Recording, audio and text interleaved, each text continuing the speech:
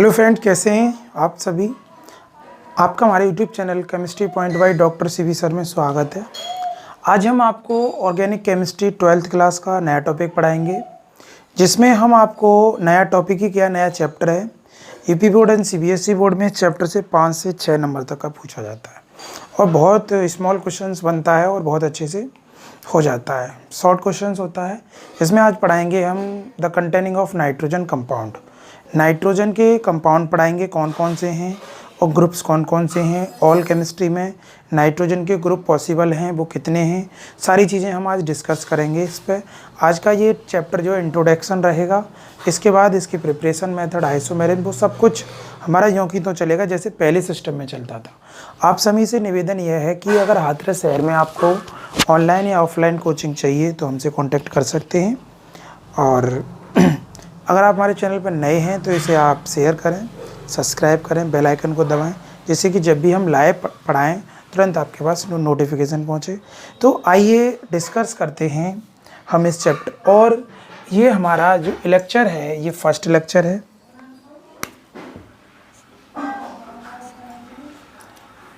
ये first lecture है हमारा, ठीक है। Organic compound containing nitrogen. एक सिंपल सी बात है, ऑर्गेनिक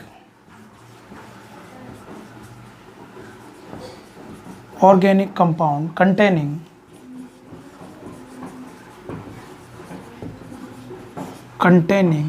नाइट्रोजन।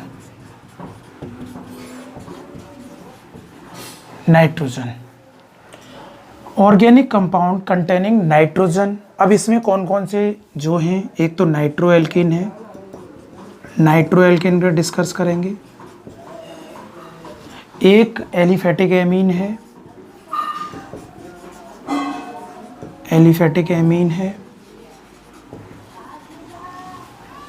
साइनाइड है,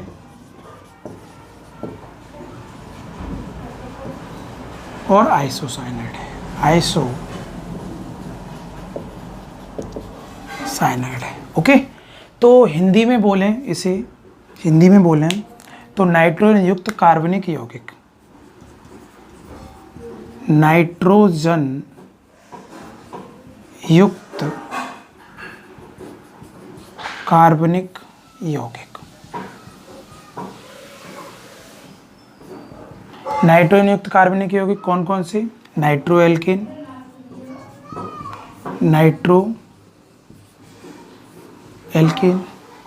एलिफेटिक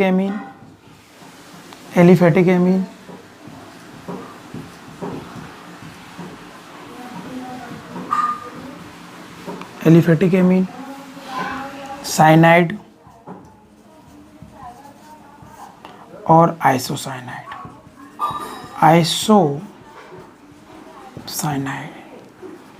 इन चीज़ों पर डिस्कस करेंगे। तो जरा आप ये हमने बोला ऑर्गेनिक कंपाउंड कंटेनिंग नाइट्रोजन, यानी जो भी हम आज कंपाउंड पढ़ेंगे वो नाइट्रोजन से मिलकर बना होगा।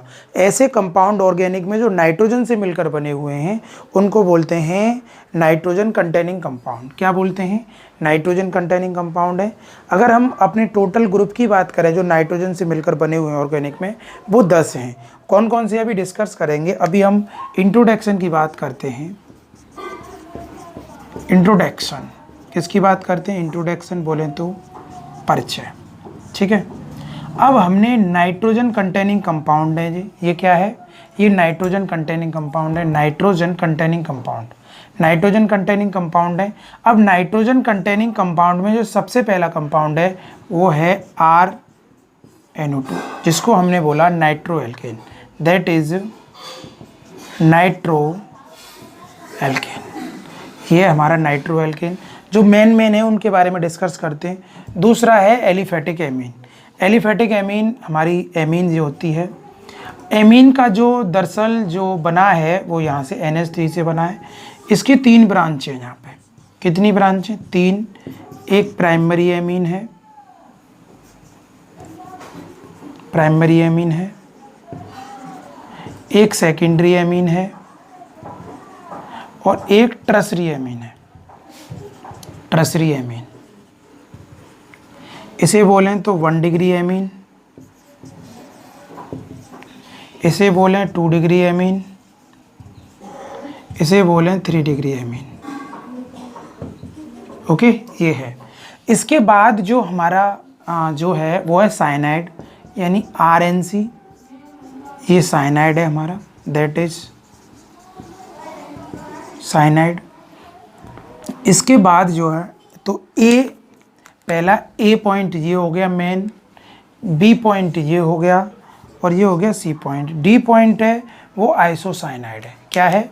आइसोसाइनाइड। आइसोसाइनाइड होता है NC, RNC, that is isocyanide. ये क्या है? आपका आइसोसाइनाइड है।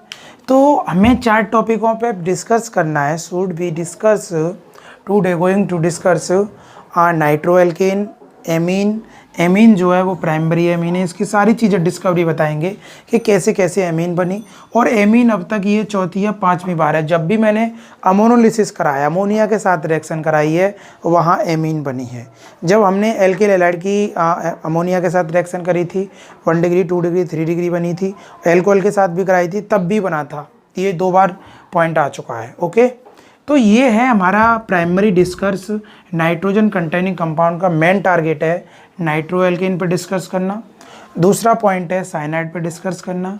तीसरा पॉइंट है आइसोसाइनाइड पे डिस्कस करना। और फिर है एमीन पे डिस्कस करना। ये बात आपको समझ में आ गई होगी। सबसे पहले जो मैं डिस्कस करने के लिए जा रहा हूँ वो नाइट्रोएल्केन पे डिस्कस करूँगा। ओके, आप इसका पहले स्क्रीनशॉट ले लीजिए जिससे कि आपको ये पॉइंट समझ में आ जाए कि क्या क्या हमें पढ़ना है इसमें। ओके फ्रेंड्स, हम सबसे पहले नाइट्रोएल्केन की डिस्कस की बात करते हैं। बड़ी सिंपल सी बात है और सारी बातों पर डिस्कस धीरे धीरे हम करते चलेंगे। बहुत सिंपल है। तो हम नाइट्रोएल्केन के बारे में डिस्कस करते हैं। नाइट्रोएल्केन, नाइट्रोएल्केन, नाइट्रोएल्केन, नाइट्रोएल्केन का जो फॉर्मूला होता है RNO2 होता है। क्या होता है? RNO2। तो सबसे पहली बात समझनी होगी, हमारे पास क्या है भाई? एल्केन है। क्या है? एल्केन। और एल्केन की रिएक्शन हमने HNO3 से कराई। किससे कराई? HNO3 से कराई। तो यहाँ पे जो हमें जो कंपाउंड मिला वो क्या बना? नाइट्रोएल्केन। नाइट्रोएल्केन बना। हम कह सकते हैं नाइट्रोएल्केन किसे कहते हैं? जब एल्केन में से, सिंपल सी बात है, जब एल्केन में से एक हाइड्रोजन रिमूव हो जाता है, उसके स्थान पर नाइट्रो ग्रुप आकर जुड़ जाता है, उसे नाइट्रोएल्केन कहते हैं। अभी सारी बातों पर डिस्कस चलेगा, नो प्रॉब्लम, आप जरा समझेंगे। अब एल्केन का जो जनरल फार्मूला होता है वो CnH2n+2 होता है। अब दैट इज एल्केन। जब एल्केन में से एक हाइड्रोजन रिमूव हो जाती है, उसके स्थान पर NO2 ग्रुप आकर जुड़ जाता है, तो क्या मिलता है? CnH2n+1 NO2। और इसी को बोलते हैं हम नाइट्रोएल्केन। क्या बोलते हैं? ये बॉन्ड है मित्र, NO2, ये नाइट्रोएल्केन होता है। अब यहाँ से एक बात पता चली कि नाइट्रो, अगर हम बात करें यहाँ बोल दें RH, दैट इज एल्केन, और इसमें नाइट्रो ग्रुप ऐड हो जाए और हाइड्रोजन रिमूव हो जाए, तो क्या बनेगा भाई? RNO2। That is clear. अगर हम जनरल फार्मूला की बात करें तो जनरल फार्मूला क्या होता है भाई नाइट्रोएल्केन का? CnH2n+1 NO2, ये होता है जनरल फार्मूला। अब हम एल्केन की बात करें, कोई एग्जांपल ले लो, सपोज दैट कोई भी एग्जांपल, जैसे हमने CH4 लिया और यहाँ ले लिया HNO3 नाइट्रिक एसिड। अब नाइट्रिक एसिड लिया तो यहाँ क्या बनेगा? CH3NO2 प्लस वाटर अलग हो जाएगा। ये बना कैसे, इस चीज़ पे हम डिस्कस करते हैं। हमारे पास कार्बन होती है, कार्बन है टेट्रावेलेंट, ये कार्बन है, इधर नाइट्रोज ग्रुप है हमारे पास। अब HON डबल बॉन्ड O और ये, ओके, ये that is structure formula of nitric acid. अब ये ऑक्सीजन इलेक्ट्रॉनों को खींचेगा तो इस पर नेगेटिव साइन आने वाला है। अब इस पर नेगेटिव साइन आने वाला है तो इस पे ऑलरेडी पॉजिटिव साइन आ गया होगा नाइट्रो ग्रुप पर। अब ये कार्बन की इलेक्ट्रोनेगेटिविटी यहाँ काफ़ी अच्छी है तो कार्बन पर नेगेटिव साइन होगा और इस हाइड्रोजन पे पॉजिटिव साइन होगा।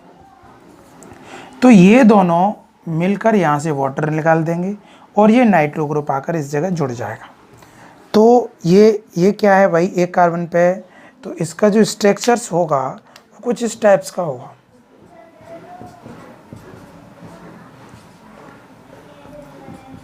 एन डबल बॉन्ड हो, ये है हमारा नाइट्रो ग्रुप। क्या है? Nitro group. इसको हम बेटा ऐसे लिख सकते हैं CH3H प्लस HONO2, और ये यहाँ से वाटर रिमूव करेगा और वाटर रिमूव करने के बाद में कंपाउंड CH3NO2 मिलेगा, जिसको हम नाइट्रोमेथेन कहते हैं। क्या कहते हैं? नाइट्रोमेथेन। अब कोई तुमसे पूछता है कि भाई the introduction of nitro alkane क्या होती है? जब एल्केन में से when alkane remove one hydrogen and attach nitro group is formed nitro alkane, it's called nitro alkene.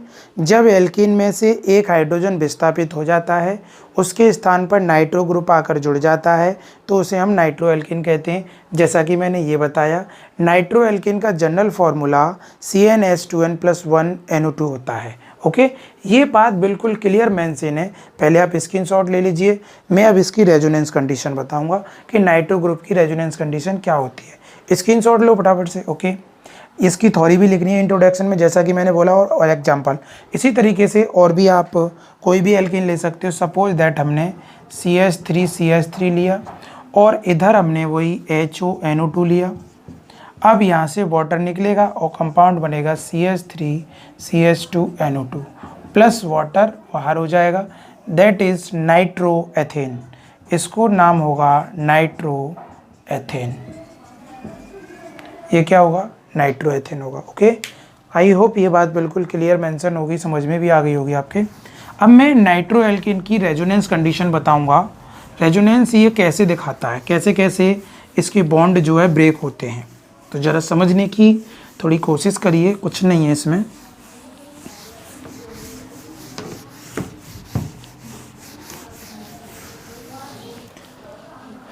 Resonance condition of nitro alkene.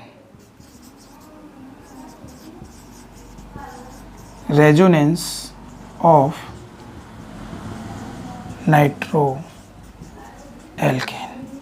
Nitro alkene की अनुनाद स्थिति। नाइट्रो एल्केन की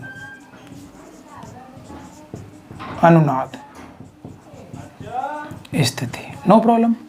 नाइट्रो एल्केन का जो फॉर्मूला होता है ये होता है। Okay, that is nitro alkene. ये क्या है? हमारा नाइट्रो एल्केन है। नाइट्रो एल्केन को जब हम कंडीशन वे में लेके जाएंगे तो इसकी कंडीशन, एक यहाँ कोऑर्डिनेट बॉन्ड बनेगा, ये वाला, दैट इज कोऑर्डिनेट बॉन्ड। अभी यहाँ फिलहाल कोऑर्डिनेट बॉन्ड इंडिकेट कर रहा है क्योंकि इसके पास दो लोन पेयर होते हैं और वो ऑक्सीजन को सेटिस्फाई कर देंगे।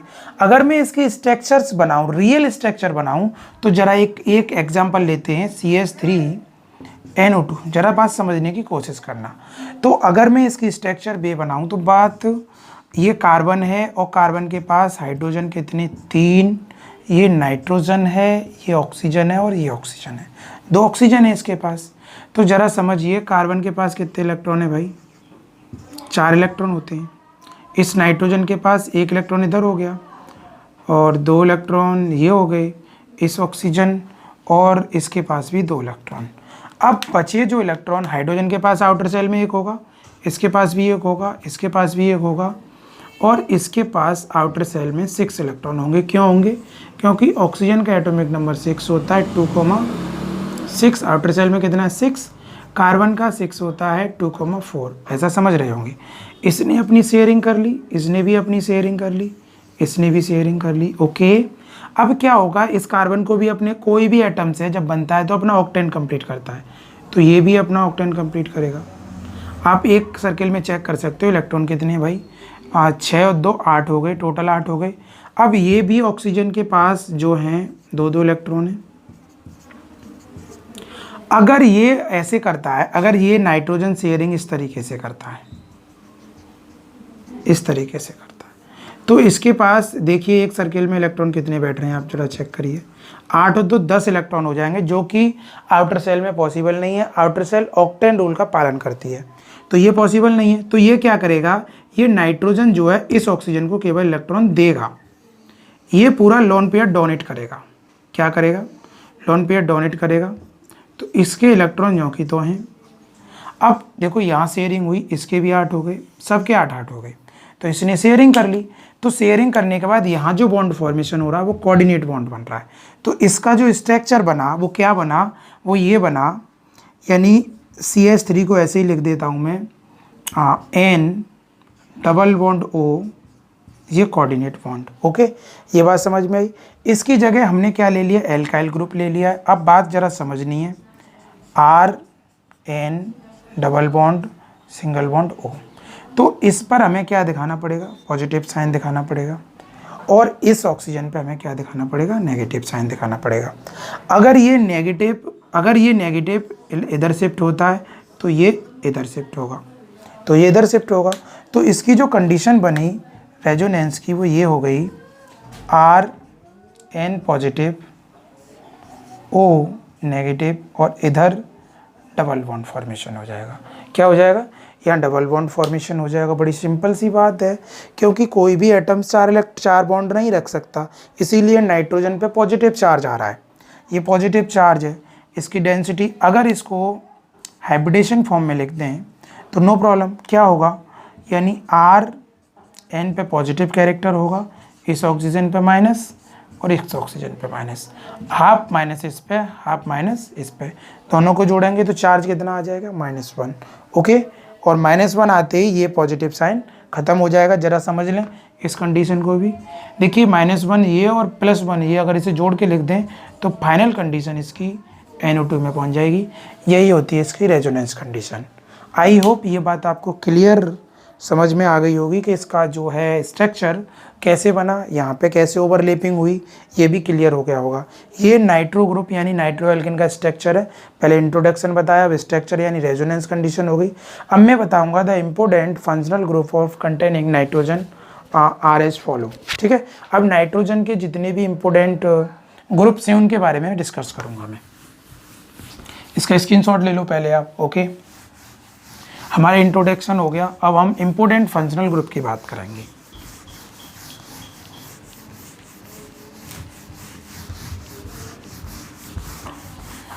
इस चैप्टर में 4 टॉपिक हैं और बड़े छोटे छोटे टॉपिक हैं, और चारों टॉपिकों को हम बहुत जल्दी कवर करेंगे।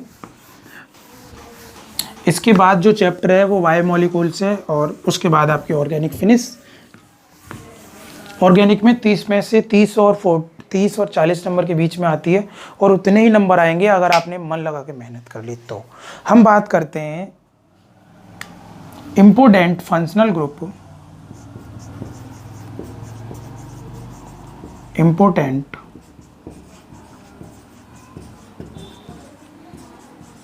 Functional groups containing nitrogen are follows. Nitrogen युक्त महत्वपूर्ण क्रियात्मक समूह इस प्रकार हैं। नाइट्रोजन युक्त महत्वपूर्ण क्रियात्मक समूह इस प्रकार है। ओके, सबसे पहले हम बात करते हैं फंक्शनल ग्रुप की। फंक्शनल ग्रुप, उसके बाद बात करते हैं स्ट्रक्चर की, संरचना, सूत्र, समूह। इसका मतलब है समूह। नो प्रॉब्लम, बहुत अच्छे से आपको ये मेंशन समझ में आएगा, कोई ज़्यादा नहीं है हमारे नाइट्रोजन के कंपाउंड्स। सबसे पहले है हमारा नाइट्रो ग्रुप। कौन सा है? नाइट्रो। नाइट्रो होता है NO2। अगर इसके स्ट्रक्चर फॉर्मूला की बात करें हम, bond N double bond O coordinate, ये होगा। दूसरी बात करें हम तो नाइट्राइट, नाइट्राइट होता है ONO, ठीक है। अगर इसके स्ट्रक्चर फॉर्मूला की बात करें तो यहीं से आप समझ पा रहे होंगे, ON double bond O, okay. तीसरी बात करें हम, तीसरे फंक्शनल ग्रुप की बात करें, तीसरा होता है नाइट्रोसो, नाइट्रोसो। नाइट्रोसो जो होता है हमारा वो सिंगल बॉन्ड NO होता है, इसका जो स्ट्रक्चर फॉर्मूला है bond N double bond O होता है, ओके। अगर हम चौथी बात करें तो यहाँ हमारा साइनाइड आता है, साइनाइड होता है बॉन्ड NC, इसका स्ट्रक्चर होता है bond C triple bond N। इसके बाद जो पांचवा आता है वो आता है आइसोसाइनाइड, आइसोसाइनाइड। आइसोसाइनाइड जो होता है वो होता है बॉन्ड NC। अगर इसके स्ट्रक्चर की बात करें तो N triple bond NC। Carbon है टेट्रावेलेंट, कंप्लीट नहीं है, इसके 6 इलेक्ट्रॉन है तो इस पर माइनस आ जाएगा और इस पर प्लस चार्ज आ जाएगा, ओके। इसके बाद अगर हम छठे ग्रुप की बात करें तो amine, primary amine, primary amino, amine या एमिनो, तो बॉन्ड NO2 होता है, सॉरी NH, बॉन्ड NH2 होता है। इसके स्ट्रक्चर की बात करें तो NHH। अब इसके बाद जो छठा आता है वो आता है secondary amino, secondary amino, bond एक H आता है। इसका स्ट्रक्चर की बात करें नो प्रॉब्लम, एक दो बॉन्ड फ्री होंगे नाइट्रोजन के, तो ये है आपका स्ट्रक्चर। आठवां ग्रुप जो आता है वो आता है tertiary amine, tertiary amino. Tertiary amino में तीनों बॉन्ड फ्री होते हैं इस तरीके से, स्ट्रक्चर सेम है, ये है। इसके बाद जो नौवां आता है वो आता है इमीनो, इमीनो, इमीनो नाइट्रोजन पे एक साथ डबल बॉन्ड H होता है, इसका जो स्ट्रक्चर होता है डबल बॉन्ड एक साथ आएगा और NH होगा, NH, ओके। लास्ट जो है वो डाइएजो, 10वां डाइएजो, डाइएजो N2 प्लस होता है। डाइएजोनियम सॉल्ट मैंने हेलो एल्किन में भी बताया था आपको, इसका स्ट्रक्चर जो होता है बॉन्ड डबल बॉन्ड N ये होता है और एक इस पर एक हमारा पॉजिटिव साइन होता है, ओके। तो ये हैं हमारे some important containing of nitrogen functional group, और ये इन्हीं से हम कंपाउंड बनाएंगे, सारे कंपाउंड इन्हीं से हमारे डिस्कस होंगे। ये आपको फंक्शनल ग्रुप जो है बहुत अच्छे से तैयार होनी चाहिए कि नाइट्रोजन के फंक्शनल ग्रुप कैसे कैसे होते हैं और इसका स्ट्रक्चर कैसे पॉसिबल है, वो आज सारी बातें हम डिस्कस कर चुके हैं। और अगले पार्ट में हम इसकी सारी जो प्रिपरेशन मेथड हैं वो सब कुछ बताएंगे। सबसे पहले आप इसका स्क्रीनशॉट ले लीजिए और इसे याद कर लीजिए, और नेक्स्ट बात हम नेक्स्ट पार्ट में करेंगे और आपको बैक टू बैक प्रीमियम मिलते रहेंगे। तब तक के लिए जय हिंद, जय भारत।